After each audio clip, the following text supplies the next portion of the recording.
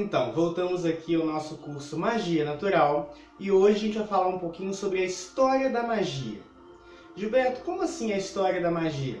Nós ainda estamos no princípio dos nossos estudos e é muito importante que vocês entendam de onde essa história de magia surgiu. Gilberto, a magia surgiu agora? Não. Então já sei, ela surgiu na Idade Média com aquelas bruxas que a gente vê nos filmes? Também não. Então aonde que a magia surgiu, Gilberto? A magia surgiu lá no berço da humanidade. Sim, a magia é muito antiga. Algumas pessoas acreditam, inclusive, que a magia é mais antiga que o homem. Eu sou uma dessas pessoas. Mas vamos falar em termos práticos. O que é a definição de magia que a gente aprendeu até agora? Que magia é a capacidade de alterar a nossa realidade, de acordo com a nossa vontade. Isso é magia. Então a magia surgiu quando surgiu também no homem a capacidade de alterar a sua realidade. Alguns bruxos, como Oberon, que é um bruxo norte-americano muito famoso, que tem um livro excelente, vou dar um dia dicas de livros para vocês. Acredita que a magia surgiu junto com o fogo, porque com o fogo, a capacidade de alterar a realidade, né, de transmutar o alimento, que a gente viu que também é uma forma de magia, com a capacidade de alterar, de limpar o nosso ambiente, surgiu junto com o fogo, então, a magia. O que se sabe é que a magia, ela deixou vestígios na humanidade que são encontrados hoje em diversos campos arqueológicos do mundo. Por exemplo, nas pinturas rupestres. Muitas vezes nós vemos imagens de caçadores, de caça, né? Naquela época o homem ainda era nômade caçador e não entendiam direito por que eles retratavam essas cenas de caça. Hoje nós compreendemos que é uma forma de magia, que nós chamamos de magia simpática. Eles pintavam uma caça bem-sucedida para que aquilo acontecesse na vida real, para que aquele desenho mágico atraísse para o campo material deles uma caça. Isso é magia simpática. O que é a magia simpática, Gilberto? Anotem aí no grimório de vocês. Magia simpática é aquela que vai usar elementos afins. Nada mais é do que trabalhar com a lei da atração dentro da magia.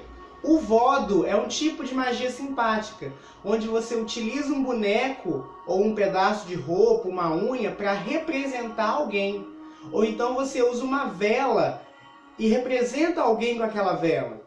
Ou então, por exemplo, você usa uma moeda para representar a prosperidade. Entendem? Isso é magia simpática. É a magia que vai usar um elemento para representar um de natureza semelhante. Então, por exemplo, no momento que você pinta, lá na época, né, vamos voltar lá para o tempo das cavernas, o homem pintava a caça bem-sucedida e pela lei da atração aquilo aconteceria. Mas se você for parar para pensar, é exatamente o que nós fazemos hoje em dia.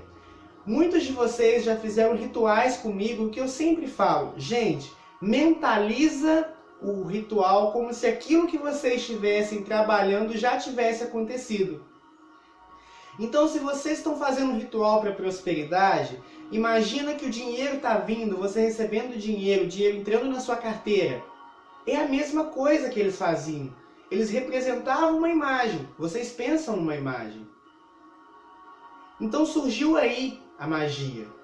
Desde os seus primórdios da humanidade, antes da religião. Entendam, gente, que religião é uma coisa, espiritualidade é outra.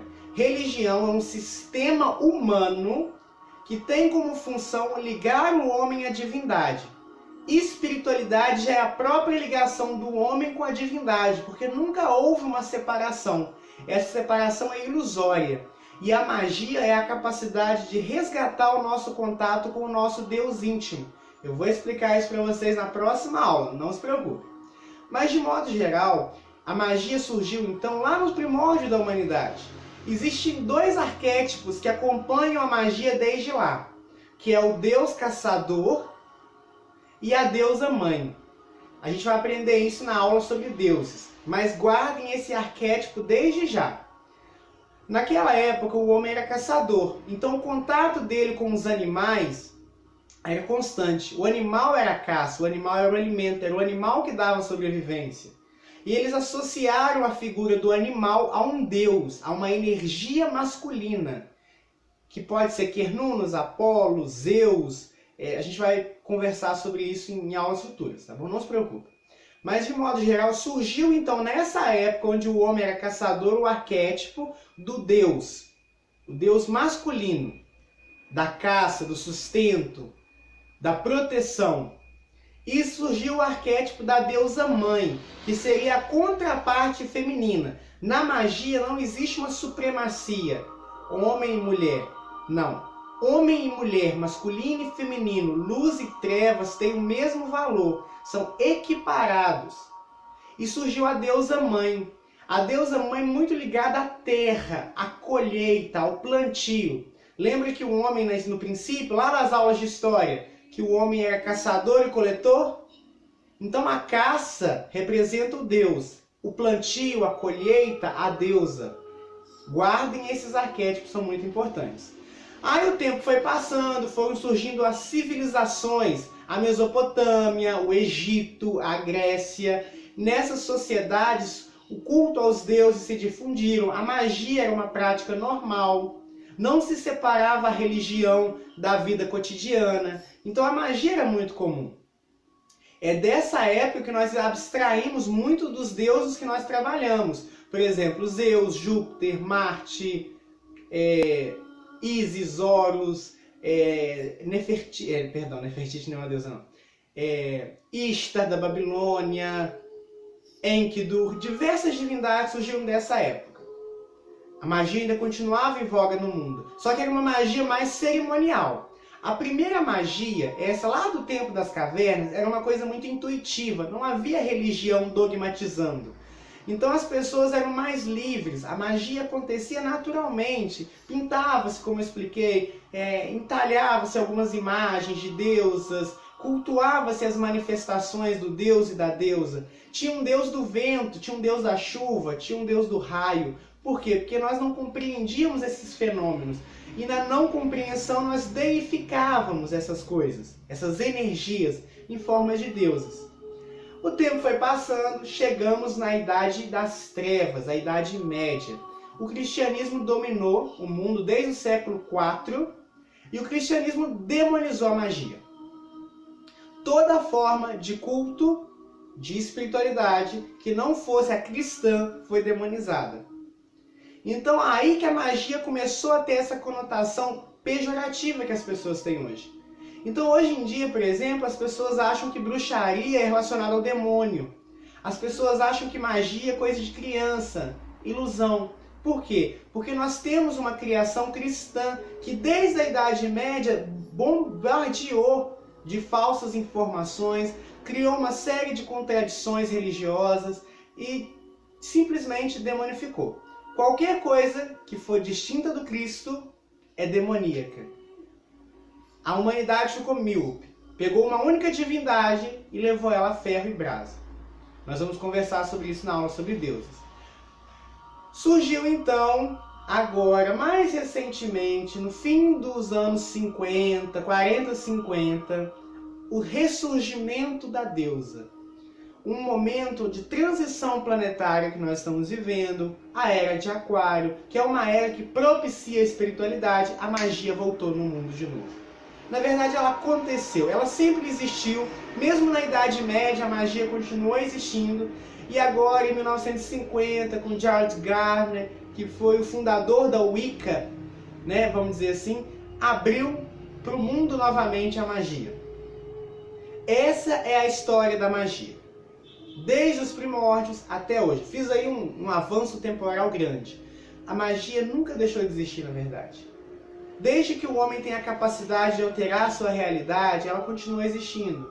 Ela existia, por exemplo, para os índios, que não tem nada a ver, tá vendo? Vocês percebem que não é um braço evolutivo. Eu contei um fio da história, desde o homem primitivo até agora com o ressurgimento da magia, com Charles Gardner. Isso é um braço, mas existiam outros ramos.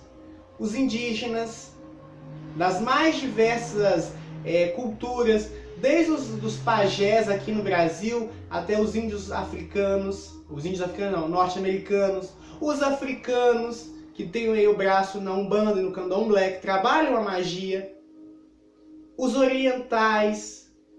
A magia ela sempre existiu. E eu vou contar um segredo para vocês. A magia é o berço de todas as religiões. Vocês percebem que existem conhecimentos que são iguais em todas as religiões? Por exemplo, a regra de ouro, não fazer mal ao outro, que a gente encontra em todas as religiões. Imaginem que cada religião do mundo é um rio, mas que todos eles saíram de uma única fonte, a magia, que é a espiritualidade. Então, gente, essa aula de hoje ela é mais curta, é só para vocês entenderem que a magia existe no mundo há milênios. E que nós que trabalhamos a bruxaria, que praticamos a magia, na verdade nós estamos o mais próximo do original, sem cópias baratas, tá bom? A nossa espiritualidade é uma espiritualidade que sempre existiu e que nunca vai deixar de existir.